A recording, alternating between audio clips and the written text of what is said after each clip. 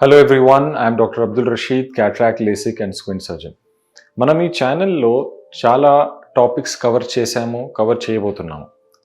Cataract గురించి, LASIK గురించి, squint గురించి, గ్లోకోమా గురించి చాలా డీటెయిల్డ్గా ఈ టాపిక్స్ గురించి మనం కవర్ చేస్తున్నాం. క్యాట్రాక్ట్లో ఏ లెన్స్ వేయించుకోవాలి, క్యాట్రాక్ట్ చేసే టెక్నిక్స్ ఏంటి, what is laser cataract surgery తర్వాత తీసుకోవాల్సిన ప్రికాషన్స్ ఏంటి, లేసిక్ సర్జరీ గురించి, ఐసిఎల్, స్మైల్, పిఆర్కే, స్క్వింట్ గురించి కూడా మనం చాలా కవర్ చేస్తున్నాం. కానీ రెటీనా గురించి మనం ఈ ఛానల్లో ఇప్పటి వరకు కవర్ చేయలేదు. చేసినా కూడా 1 or 2 వీడియోస్ మనం చేసాం, కానీ ఇన్ డెప్త్ ఒక కామన్ మ్యాన్కి ఉన్న డౌట్స్ అన్నీ క్లారిఫై చేసేలాగా మనము ఈ ఛానల్లో ఎక్కువ కవర్ చేయలేదు. సో నౌ ఇప్పటి నుంచి we're going to come up with series of videos only on retina. ఒక ఇన్ డెప్త్ రెటీనా గురించి మనము ఈ వీడియోలో డిస్కస్ చేయబోతున్నాం. ఈ డిస్కస్ చేయడానికి we have collaborated with one of the best retina specialists in the city.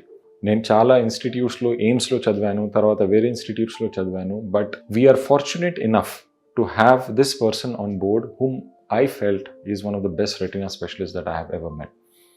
మా గ్రాండ్ మదర్కి రెటీనా సర్జరీ అవసరం ఉన్నప్పుడు I have approached him because I believe that he has one of the best clinical acumens and surgical skills. So we have on our channel doctor Harinarayan sir, and he has done his training in retina from Shankar Nethralaya. ఆ తర్వాత ఆయన చాలా హాస్పిటల్స్లో work చేశారు, చాలా patients మీద retina surgeries చేశారు, క్లినికల్గా ట్రీట్ చేశారు. With his vast experience and expertise, he has agreed to speak on couple of topics. మన ఛానల్లో కొన్ని వీడియోస్ చేయడానికి ఆయన అగ్రీ అయ్యారు. Basic topics like diabetic retinopathy, retinal detachment, age related macular degenerations, ఈ టాపిక్స్లో, ఈ డిసీజెస్లో మనము multiple variety modalities of treatments చేస్తాం. చాలామందికి చాలా డౌట్ ఉంటుంది, ఎందుకంటే రెటీనా గురించి అంత వైడ్గా ఇన్ఫర్మేషన్ అవైలబుల్గా లేదు, ఉన్నా కూడా చాలా కన్ఫ్యూజింగ్గా ఉంటుంది. మనకు వింటే చాలా ఈజీగా అర్థమయ్యేలాగా ఆ ఈజీ లాంగ్వేజ్లో ఆయన చెప్పబోతున్నారు. ఆయన చెప్పినవి ఇంగ్లీష్లో చెప్తున్నారు, చాలా సింపుల్ లాంగ్వేజ్లో అందరికీ అర్థమయ్యేలాగా చెప్తారు. అయినా మీకు ఏమైనా డౌట్స్ ఉంటే ప్లీజ్ కింద కమెంట్ చేయండి. ఆ టాపిక్స్ గురించి నెక్స్ట్ సిరీస్ ఆఫ్ వీడియోస్లో ఆయనతో కూర్చొని నేను తెలుగులో మాట్లాడి, తెలుగులో కాన్వర్జేషన్తో పాటు we will release the videos. So let us welcome Harinarayan sir on our channel. Hi friends, मैं डॉक्टर हरिनारायण प्रसाद, रेटिना सर्जन, आज आपको कुछ चीज़ों के बारे में बताना चाहता हूँ, खासकर डायबिटीज़ रिलेटेड। आपको तो पता ही है, आजकल डायबिटीज़ बीमारी इतनी ज़्यादा हो गई है कि हर घर में कोई ना कोई तो डायबिटिक तो आजकल है ही है, या बीपी या शुगर, ये तो आजकल हर घर में आ गया है। किडनी भी ख़राब होने लग जाता है। अभी इन चीज़ों में, ये डायबिटीज़ के बारे में, आँख भी काफ़ी इफ़ेक्ट होती है। कुछ लोगों को मोतियाबिंद जल्दी हो जाता है, और कई बार जो शुगर के वजह से पर्दा ख़राब होता है उसको बोलते हैं डायबिटिक रेटिनोपैथी। इसका इलाज ना ऐसा कोई ये नहीं है कि भाई एक गोली खा ली ठीक हो गया, एक इंजेक्शन ले लिया ठीक हो गया। तो कुछ लोगों का लेज़र ट्रीटमेंट होता है, कुछ लोगों का इंजेक्शन्स लगते हैं, और कुछ लोगों का सर्जरीज भी होती है। ठीक है, तो क्योंकि इतना कॉमन ये हो गया है, तो आपके घर में किसी का इंजेक्शन लग रहा हो तो पड़ोसी के घर में किसी की सर्जरी हुई होगी। तो अभी लोगों को ये समझ नहीं आ रहा है कि ठीक क्या है, गलत क्या है, इलाज कितना लंबा चलेगा, हो क्या रहा है मेरी आँख में।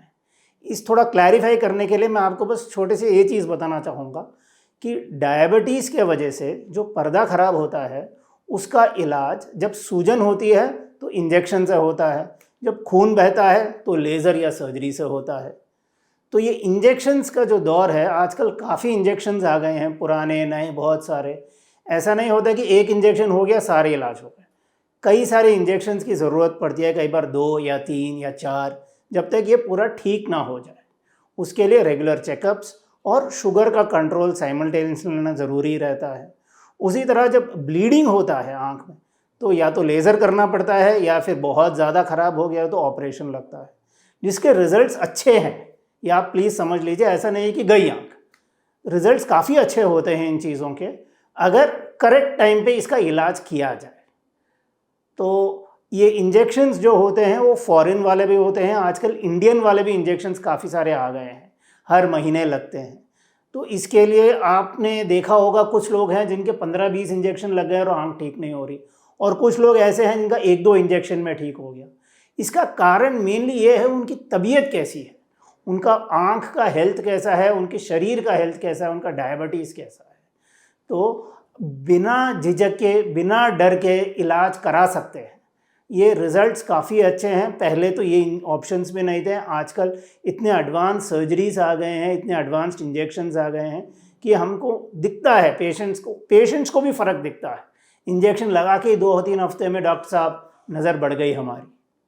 और इसमें भी अलग अलग टाइप के आ गए हैं जो 3 महीने में एक बार लगाना पड़ता है या 4 महीने में एक बार इंजेक्शन लगाना पड़ता है।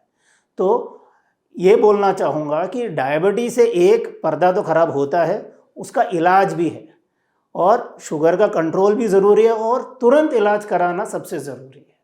ठीक है, थैंक यू।